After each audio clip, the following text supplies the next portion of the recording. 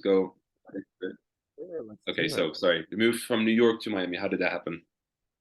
So growing up, my family and I always spent a lot of time in Miami. We had a place here, and so if it was, holidays, school breaks, we would always be out here a lot. I always loved Miami. I always vibed with it just because Miami sort of encompasses the lifestyle that I've always enjoyed. It is a big city, but it's a small, big city. So it has like this quaint, cozy feeling to it. And then on top of it, while you have the city and the nightlife and a great food scene and all these wonderful things, you also have a lot of nature. And Okay. I love the ocean. I love being outdoors. I love spending time outside. I grew up playing tennis competitively. Okay. And so whenever I would come here, I'd be playing outside every day. And I'm like, this would be so good for my tennis game if we lived here. But obviously, as a kid, you don't make those family decisions. So New York was still home at the time. And New York will always be home in so many ways. And then about a year and a half ago, I decided to move to Miami full time. Hmm. First and foremost, because I've always loved the lifestyle. It also became a really good market for both of my brands, Loyal and Down to Earth. Yeah. And so I decided that it would be great to be based here. I still do visit New York for business about a week out of every month, month and a half. Okay. But aside from that, my roots are definitely in Miami, and very happy that that's the case. That's super interesting. Well, you kind of have the best of both worlds now, don't you? Miami, New York. I don't think you can really complain too much having to go between the two, right? Yeah, no, absolutely. It's a great combo. It's a very common combination, like the New York, Miami. For me, again, obviously, from afar, it definitely sounds a lot more like glamorous and cool than it is. But when it's mostly for business and you're sort of running around the second you get off a plane and you have a whole list of tasks to do, because I'm the kind of person that if I'm going on a business trip, regardless of where it is, even if I know I have a week to get, these tasks done and there's plenty of time, I Hmm. still feel the need, like right when I land that first day, to try to tackle as many things as I can. So yeah, it's definitely, there's a lot of beautiful aspects to being able to spend a lot of time in both. But work is always the priority. And so there is some stress associated with it as well. Okay. Yeah. Always business the priority, so you don't necessarily enjoy the beauties or around it. So it's really get the job done and then just have to go back to Miami or New York, depending on where you're at. That's it, right? Absolutely. But what I will say is living in Miami has taught me more about balance. So obviously when you're an entrepreneur and you are running your own company, there isn't always a lot of balance. I know when I first started my company, I was working 7 days a week, and I sort of felt this pressure that I should always be doing something. Even if I physically didn't have a task I had to do that day, I was like, well, there's always something you could do. There's always something that could be done technically. So for the first few years, I wasn't taking weekends. I wasn't really feeding like the personal side of my life.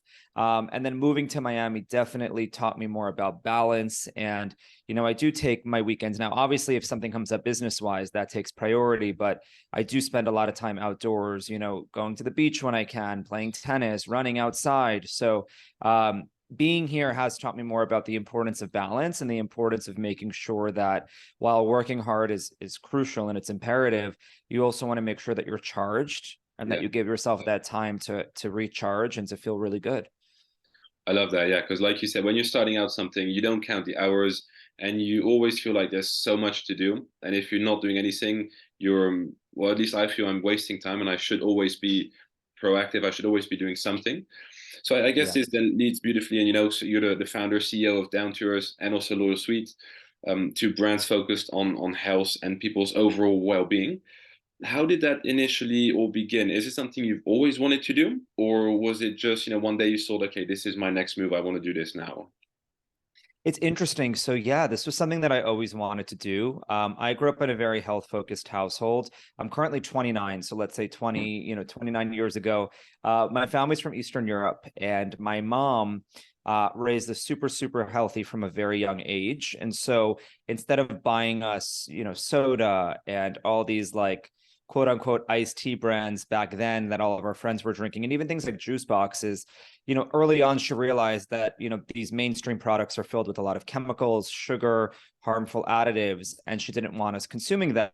And so what we were taught to do from a very young age is as a family, we would take time to make our favorite foods and beverages, but in a lot more of a health focused way. Um, And things that are now known in the world as superfoods and adaptogens and super herbs are things that we've been consuming since we were children, although there wasn't really a title for it at the time. Because a lot of these things are, deeply rooted in like European culture and other parts of the world, whereas they weren't necessarily here in the United States back then. And so specifically with beverage, we would spend time making these healthy superfood iced teas, and we would put them in our, reusable bottles and take them to school with us. And when my sister and I were extremely young, obviously all the kids would laugh at us over what we were drinking and eating because, they didn't understand, why we would be drinking and eating these things. But we stayed with it, of course. And I was an athlete growing up, so I was always really focused on what I was consuming. And, as time went on, that teasing started to turn to curiosity.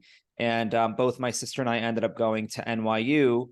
And, we were both sort of like the wellness gurus of our friend groups. And like people would come to us for advice, specifically with my teas. If, friends were studying for finals, if they were stressed, if they, needed help with sleep or energy, they would come to my apartment and I'd make them a tea. And eventually even like professors and colleagues and people that I was working with would ask about them. And I always was the kind of person who spent a lot of time in grocery stores, like looking for new products and reading ingredients and really understanding what was behind a product. And I always felt very frustrated by a lot of the greenwashing in the space. So in the United States, there's a lot of leniency when it comes to labeling. You could go and buy a beverage product that has a photo of a huge strawberry on the front. And then if you turn the bottle and read the ingredients, there might be no strawberry in it. And not every consumer has time to go to the grocery store and spend an hour reading ingredients. So a lot of times they sort of just take what looks healthy, assuming that it is. And I always felt really frustrated, like there's these innocent consumers going to a store, shopping for themselves, for their families, maybe eventually, developing these health challenges, not knowing where it comes from. There has to be a better way. And so I always saw myself one day starting this brand. I always had the concept. I knew what I wanted to launch. I didn't necessarily realize that I was ready at the time. And then finally it hit me. It's like, you're never fully ready. You sort of have to listen to your gut and just proceed and go for it when the idea comes to you. And so when I got that realization and that epiphany came to me, I was like, okay, it's time. And that's when the process started. That's beautiful. It sounds like, yeah, if you're already helping people on a smaller scale, in your group, your friends, how to make healthier decisions, especially if that's something that you've always had. And I'm a bit like you, where I like to look, for a long time in grocery stores, what's in the product, what am I really putting into my body? But a lot of people don't. And I also agree with you. I hear time and time again where a certain product it claims to have something in its ingredients, but it doesn't really have that, so it's not as healthy. So I like the sort of natural way of you actually going into it. So there obviously is a moment where starting a company is an idea, and then it actually becomes an actual reality. When did you realize for yourself that it was a reality? Let's take Down to Earth, because I think that was your first company. Let's start with that. When did you actually realize, okay, it's not an idea anymore, it's actually a business? So what I did is when I decided to actually proceed with the company as a company, right? Because I was making these beverages for myself, just, every single day. But when, that epiphany came to me that now is the time to build this brand, what I started to do is I started to take small steps towards making it a reality. I think a lot of people get super overwhelmed when they might think about, oh, I want to start a company, but these are all the things I have to do. Mm-hmm. And oftentimes, because there's so much that has to get done, that ends up debilitating them and they don't even end up starting. So I pretty much sat down one day and started like listing things that I would need to get done in order to get the process started. And I started. What I ended up doing was I found a co-packer in Brooklyn at the time. Tried to get some advice from them. Finding a co-packer for me was the biggest challenge because our products are purely natural. And what I've learned is with beverage, most products are made out of like chemicals and powders and doing it the real traditional old-fashioned way that we do it, where we actually brew all the ingredients, was not something that every co-packer wanted to do or still wants to do. So finding the right co-packer was a challenge. But for me, once I committed in my mind to actually proceeding and building this as a brand, it became real to me. Developing the brand took over a year, right? So from the day that I decided I wanted to start it to the Mhm. day that we were ready to launch, it took me over a year. And what I ended up learning was, every week you feel like you're getting closer, and then you learn something new that comes up. So especially with food and beverage, you need a lot of certifications, there's a lot of regulations. So it's like, oh, the product's ready to go, but wait, we didn't get this license or that. And so you then go back and have to do all these additional tasks. So it took some time, but what I ended up doing once everything was ready to go was I did a production run of just samples that I then took and started going door to door to retailers with, and showing them the product, letting them try it, letting them taste it. And I started to get orders. Okay. So I went to about like 40 stores door to door, and I showed them this. I said, this product's going to be ready for sale in about a month and a half. And, started selling them on it, started pitching them on it. They started trying it, and I got a lot of orders. And then what I ended up doing was, once we went through the samples and we had a good little list of places to start working with, we then did our first full production run. And then about a week before, I called all the stores again. I said, remember me? You told me to bring it when it's ready. It's ready. I remember for the first run, we rented our own truck, and like my father and I went into the city and started delivering. So it was a very like organic grassroots start. My hand was in everything. It still is in pretty much all aspects of the business. And I think a lot of people, when they think of like a beverage brand or a food brand, they assume like, corporation and fancy office and boardroom tables and all these things, when in reality, it's not that at all. It's a lot of lifting boxes, and it's a lot of packing out products on shelf and standing at stores and doing demos and handing out samples. So I think that a lot of people probably don't fully realize what the product and this type of industry fully encompasses. Do you think that maybe it's productive procrastination when people think, it's all these other things other than the actual things that are important? Like you said, product demos, actually filling in the shelves. Is that say maybe people they know they should be doing it, or is it just a lack of their business knowledge? I think for some people they don't know, right? I think unless you're in this industry, we go to these grocery stores that are packed with products. Oftentimes we sort of just assume that they get there one way or another, and we take it for granted. And then once you're in the industry and you're in the business, you realize the amount of people that it takes and the amount of steps that it takes, one, to just get a product on shelf. Then once it's on shelf, restocking it, right? And there's so many different things that need to get done in this type of industry. And then something else that I've noticed in this space, and there isn't one right way to do it, right? I mean, it's all relative and everyone has their own path. But because there's been a lot of interest in the food and beverage industry, I think a lot of brands and a lot of first-time founders go into their first project raising a lot of outside capital. And then what ends up happening is they just hire without first doing a lot of these jobs themselves. So, for instance, demos, right? You might be a first-time founder, you raise a few $1 million from a VC, and you end up hiring these demo companies. You're not the one demoing, you're not the one getting feedback from customers, you're not the one building relationships with stores. And so they are skipping a lot of steps, and they aren't, learning all these job titles, which, for a lot of founders seems like great. Like, I could be focused on other things, but I believe in order to build a really successful business, you have to know how to do everything, right? If your employee doesn't show up for something, you could fill in. Yeah. And there's a lot of things that happen behind the scenes in these kinds of jobs, like, packing up boxes, checking in with stores, doing demos, where you get a lot of really valuable feedback. And I feel like for me, because I was doing all these things myself, I learned so much about the industry. And, that experience that I got is invaluable, right? And it's going to help me not only in my current companies, but also in future projects. So I think for somebody who does want to go into this space or any kind of entrepreneurial project, you should want to be super, super hands-on, at least in the beginning, at least for the first year. Don't be afraid of being super hands-on. Don't ever feel that any job is beneath you, because at the end of the day, it's your company. And the goal is for it to be as successful as possible. There's no shame in hard work. So whatever has to get done, you should be able, willing, and excited to do. There are so many interesting things you say here, and we can touch on so many of those. But going back quickly to what you mentioned with your initial start, the organic way, um, I think that maybe is one of the best ways to really start, because you're getting proper product market fit. People, do they like what you're actually offering?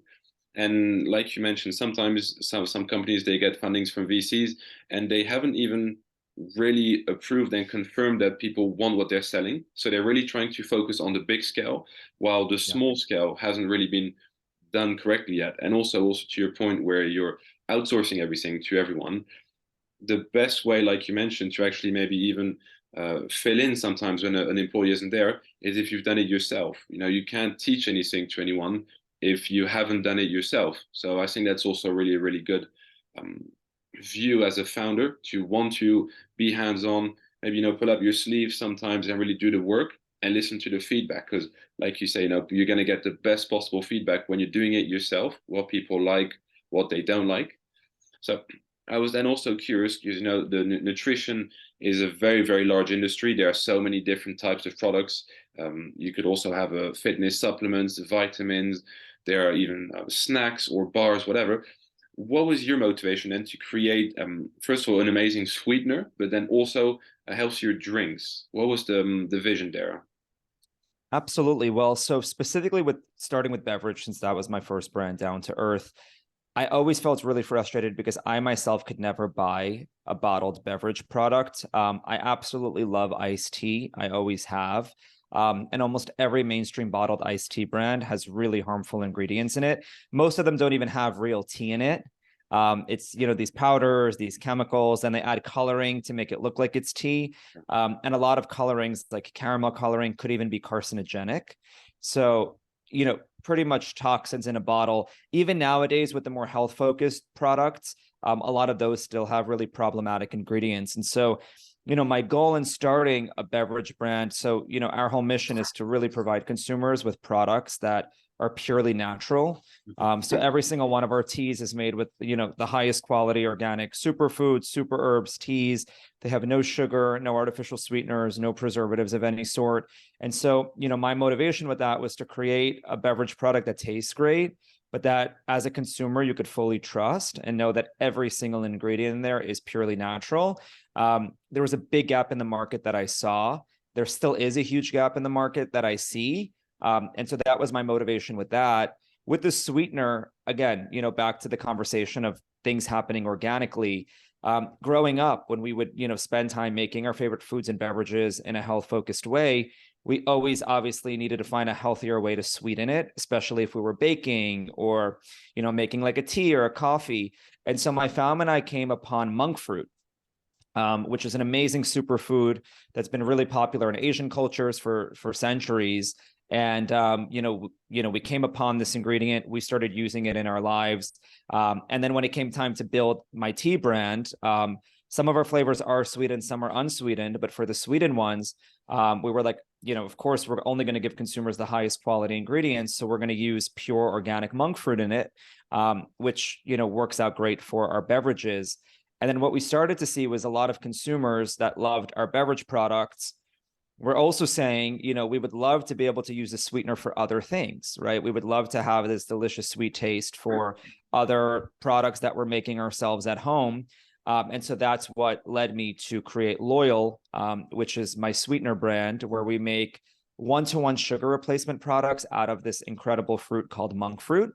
And while it tastes exactly like sugar, it has zero sugar, 0 calories. It has a 0 glycemic index and 0 net carbs, while having an exact one-to-one sugar taste. So the issue with a lot of sweeteners, even things like stevia, is they have a really harsh aftertaste. And even though they might not have any sugar, if you consume a lot of it, it could still spike your glucose. So for people who are diabetic or, insulin resistant, they could have challenges with those kinds of sweeteners. The beauty of monk fruit is that one, there's no aftertaste with the way that we've created this sweetener. And secondly, you don't get those insulin spikes. So it works great for absolutely anyone. It's a great sweetener for people who are diabetic, great sweetener for anyone who just is focused on preventative health and doesn't want to sacrifice on taste, but definitely wants to make sure that they're only giving their body the best possible ingredients. Well, you've absolutely sold me on it because it sounds really, really good. Do you also ship to France, or is it just focused in the States for the moment? To know if I could try and get one. Yeah, so you know what? Once in a while, because currently we're just focused on US distribution, we do have some customers from overseas that either tried it when they were visiting the US, and then they'll reach out to us and they want it. So whenever we're able to, we do love to fulfill those requests, because our goal is to make health and wellness as easily accessible to as many as possible. So definitely more than happy to send you some to try. I'd love for you to try it, get your feedback on it, and then hopefully in the future, because we definitely are working on a lot of big things with both brands, we do hopefully plan on having both available in France at some point. Beautiful. Beautiful. Okay, that sounds good. So you touched on it a couple times before, but in terms of, transparency with the product, the ingredients, how important is it really, do you think, to have clean ingredients, but also to be fully transparent about that? Well, I think it's everything. Look, even if you're the kind of consumer who, eats incredibly healthy and drinks incredibly healthy, we live in a world now where there are a lot of, pollutants and toxins, right? So there's a lot of things outside of our control that are bombarding our body every day. One of the very few things we can control is what we consume and lifestyle habits, right? So when you have a choice of what to eat and what to drink, you want to make sure that it's as good for you as possible, especially because, there was this fallacy, I think, for many years where if it's healthy, it probably doesn't taste good. And that's completely false. If you take something in its most natural form, take a fruit, for example, it has this delicious, amazing taste. So a product doesn't need to have chemicals for it to taste good. So often, if you're picking up a product and the ingredients are not transparent and not high quality, it's because that company and that brand is solely focused on profit. And if the brand is not using quality ingredients, but marketing themselves as healthy, then they're trying to trick you. So as a consumer, we vote with our dollars every single day. People always say, I'm just one person, how could I make change in this world? And I always tell them, one of the best ways is with your money, with your dollar, right? I mean, brands that you support, products that you buy, that's your direct way of voting every single day. So if there's a product that you love, or if you're at a store and you're, picking up a new product, what I always recommend is that you turn the product, no matter how great it looks on the front, and read the ingredients. If there's an ingredient that you don't know and it has a very long name, typically it's not good for you. But if it's still something you're interested in, I always recommend that you pull out your phone, you go on Google or whatever search engine is local to you, and look it up. And, that to me is the best way of educating yourself as a consumer, to really knowing what you are consuming. There's also some apps nowadays where you could just scan a barcode of a product, and it'll list if, they sort of rate it in terms of like, quality, clean, not. So there's a lot of ways that we as consumers could educate ourselves on products that are out there. What I would say is that a lot of people also have this idea that if it's healthy, it's probably extremely expensive. That's not always the case. There are some brands that might be on that spectrum, but eating healthy, taking care of yourself, there's a lot of ways to do it in a cost-effective way. So, even if you don't have, a tremendous amount of disposable income to put towards what you're eating and drinking, if you plan, if you food prep, if you are really like mindful with your decisions, there are a lot of ways that you could do it within your budget. Another thing that I'd say is if there's a brand out there that you're thinking of purchasing and you're confused about some of the ingredients, or you just want to know a little bit more, never be afraid to reach out to the company directly. I actually love it when consumers reach out to me and have additional questions or feedback or comments.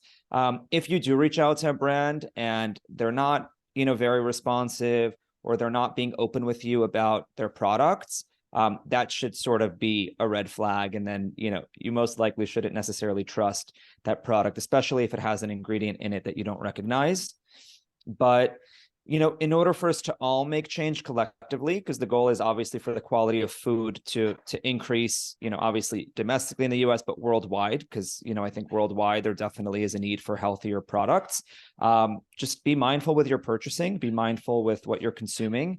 And also, you don't necessarily have to be a fanatic, because I think a lot of people, might hear this and then they might be super stressed about everything they're consuming. Nobody is saying that you can't have dessert. Nobody is saying that you can't enjoy yourself. A lot of people will follow like an 80-20 rule or a 90-10 rule. Life is all about balance. We all want to enjoy ourselves as well. But on like a daily routine, you definitely want to make sure that the products that you're consuming are of the highest quality and transparency. That's beautiful. Miami definitely helped you with some more balance. But then hearing all of this, it does become very clear that you are trying to make healthier living and eating just as accessible to everyone, and make it as easy as possible for them. One word you use quite often is loyal. You know, loyalty. I agree. Obviously, loyalty is very important in many aspects of life. But why did you choose exactly that word? So it's interesting, right? When I decided to embark on this journey of building purpose-driven brands, it's always about the consumer. Yeah.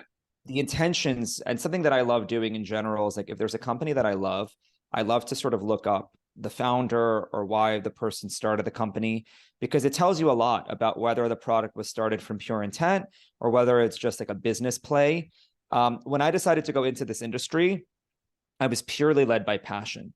And for me, the priority is always consumer health. I think that when you're creating an ingestible product, having that intention is super important. And so what I noticed with just the food industry as a whole was that oftentimes, if a consumer wanted something that tastes good, they were sacrificing their health because the ingredients in that product were not good for them.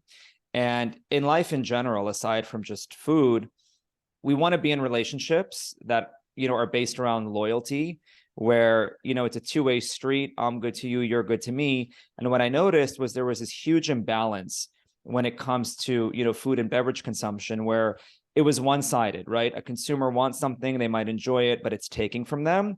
And especially because of the nature of our sweetener and how it works, our whole mission is to create a loyal relationship between the consumer and the food and beverage consumption, because with the use of the sweetener, you're able to enjoy whatever it is that you're consuming taste wise, but it's also not taking from your health.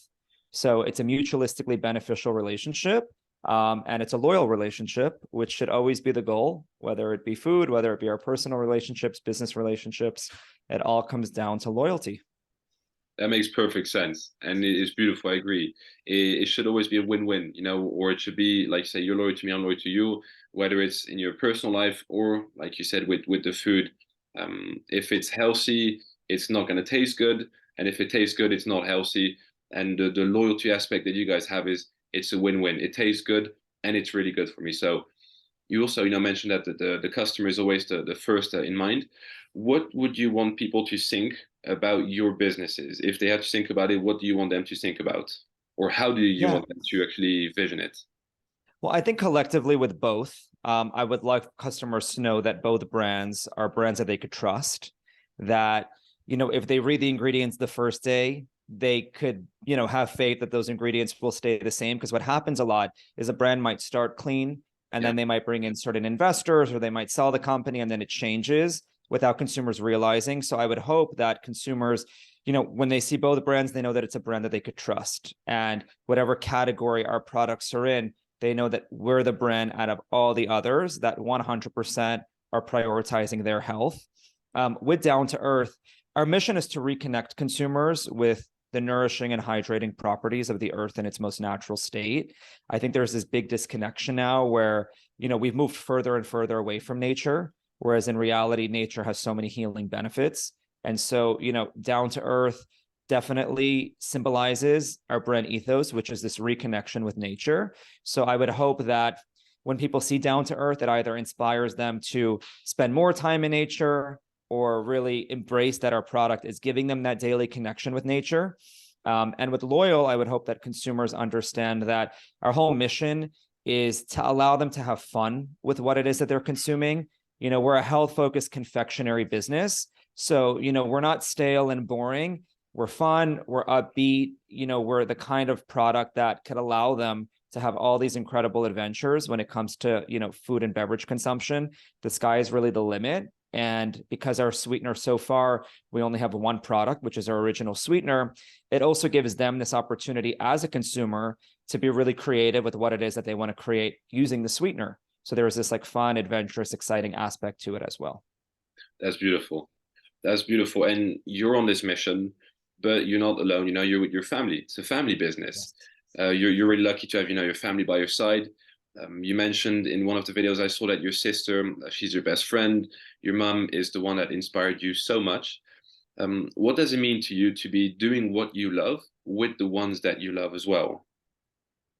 Well, it means a lot. I'd say that, starting a business, being an entrepreneur could be a very lonely journey. Yes. And even with my family, oftentimes I'm in my own head, and you're sort of living in this like alternative reality where you're seeing things that aren't yet in, the physical world. So it could be very lonely, but having my family along for it definitely makes it less lonely.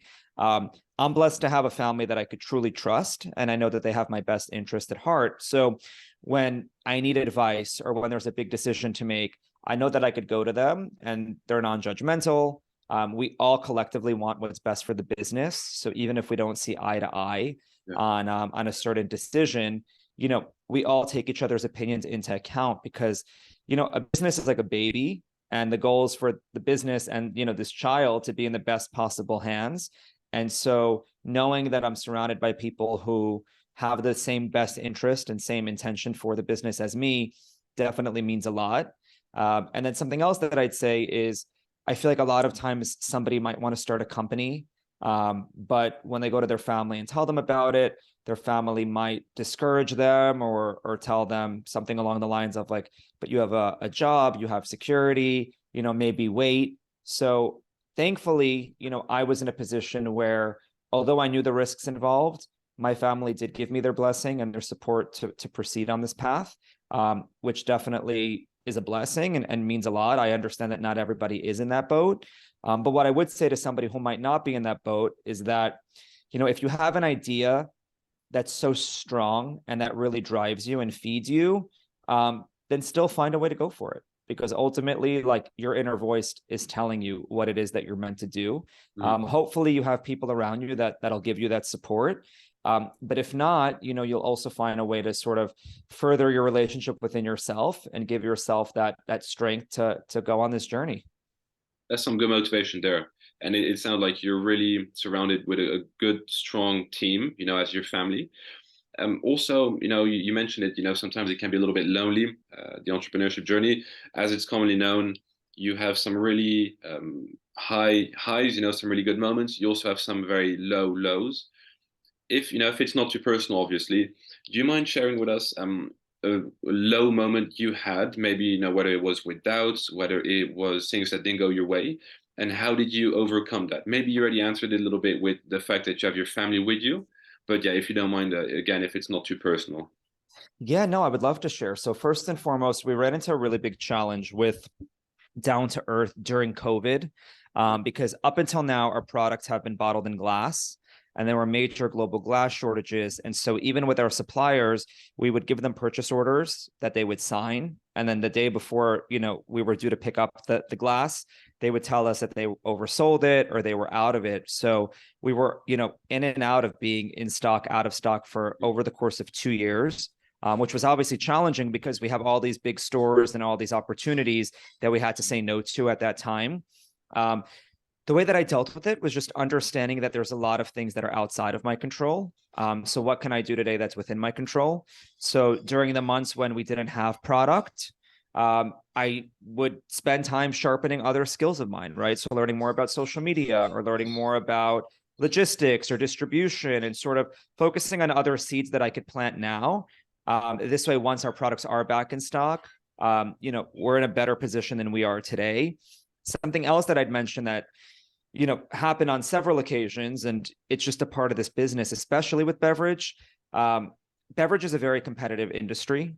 And even if you have the best possible product, there's a lot of pressure on retailers because there's constantly new products knocking down their door and offering them incentives.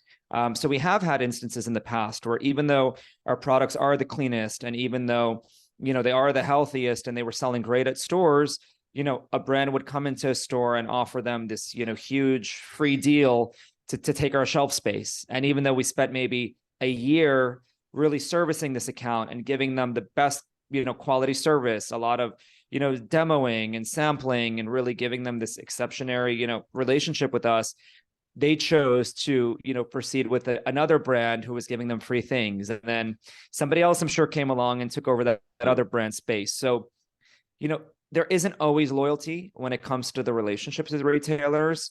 We always give our loyalty.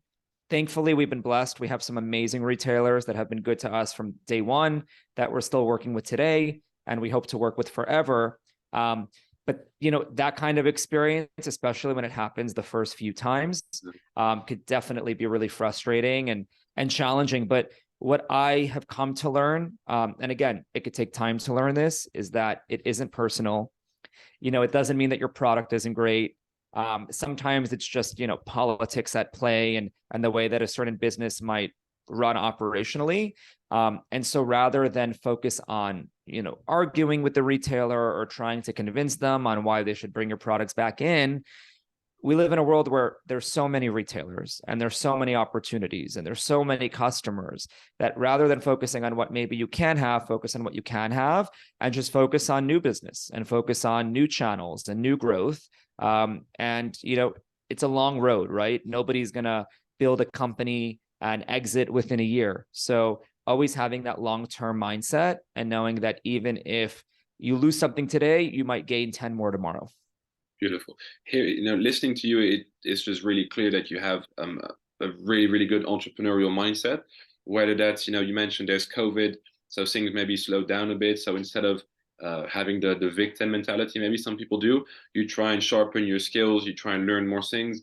When exterior factors are out of your control, also, instead of wasting time and trying to change things that cannot really be changed, because like you mentioned, I'm sure it's nothing personal, but it just is business maybe sometimes. If the numbers make sense to them, they're just going to go with it. It's just to actually focus on things also long term. So it's really interesting, to talk to you and see your insight and to actually understand more, the vision you have with that. So then on the idea of the vision, what are your plans then for your two businesses this coming year? What do you hope to achieve? So a lot of big things in the works. We just, launched some cool new partnerships for our down to earth iced teas. We're also going to be launching our product line in these incredibly sustainable aluminum cans that we're really excited about, because first and foremost, it's even better for the environment than glass. Secondly, we'll be able to expand distribution.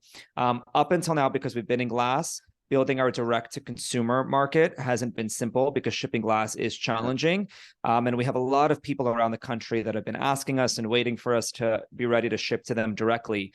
So within the coming months, once we do launch this new product line, which is going to be the same product, just in new packaging, we are going to be able to start shipping nationwide, which we're very excited about. We currently have 5 iced tea flavors. We're currently developing our 6th, which I think is going to be a fan favorite. I'm very excited about it. It's going to be, really disruptive for this category. And then with Loyal, we're expanding distribution. Our goal is to make our products available in as many places as possible. We are also working on 2 new items for the Loyal brand, which I'm excited about. It's a little too early to share, but again, very excited for them to be hopefully available very soon. And then from there, just continuing to grow both brands organically. A good point that you brought up earlier is the importance of thinking long term. Something that I see is often the pitfall of a lot of entrepreneurs is they think too short term. They think about maybe the $5 they're going to get today, when in reality, by taking those $5, they might be missing out on 100 tomorrow. So I think in business, you should always think long term. You should always think about, the importance of building relationships, of conducting business with morals, with ethics, with values, because again, it's a long-term journey. And I think a lot of entrepreneurs go into a new endeavor and they think it's going to happen really quick because, we have this idea in our minds of like overnight successes, whereas in reality, these overnight successes have been working for, 15, 20 plus years to get to that point. So, for me, it's just continuing the journey, always staying really true to our values and ethics and making sure that for both down to earth and Loyal, we continue to give consumers the best of the best. And the future is looking bright. A lot of good things ahead. So looking forward to it. It sounds like a very interesting year. And again, going back to what you're saying, with the values and really doing business honestly and with loyalty. You've also noticed, I'm sure, that the consumer behavior now is turning a lot more towards businesses that are actually, they do have values, that they really do have the best interest at heart for the consumer, and are not just trying to scale really quickly by spending a lot of money, but not having the actual product there as a good foundation. So it all just sounds like you guys are going to have a great year with the right foundations. You mentioned you have so 5 flavors, a sixth coming out. Last bonus question here, completely different. But if you were, I like to ask this question, if you were stranded on an island and you could only bring one product with you, which one would you choose? Of the teas, Yeah. if I was stranded on an island and I can only bring one, that's a tough question because I formulated all of them. And, people always ask me what my favorite is. And I'm like, it changes. Like Okay. if you would take an average at the end of the year, I'm sure they're all neck and neck. I Okay. would probably take our revival flavor, which is our hibiscus ginger with rose hips tea. Just because it's extremely refreshing, hydrating, and great to have, at any part of the day. It would be, Or I would take our longevity flavor because it has chaga mushroom in it. Because chaga gives you a lot of endurance and also great throughout the day. So one of those two, I'd say, would probably be the one that I would take, but it would be hard to yeah. just pick one. It I would like be. you're thinking strategically. On an island, you have to survive long term. You need some endurance there. So love it. You So need some endurance. exactly. Thank you very much, Jonathan. This was really amazing, really interesting to learn and understand more how you think with business. So thank you so much for your time. It was a pleasure.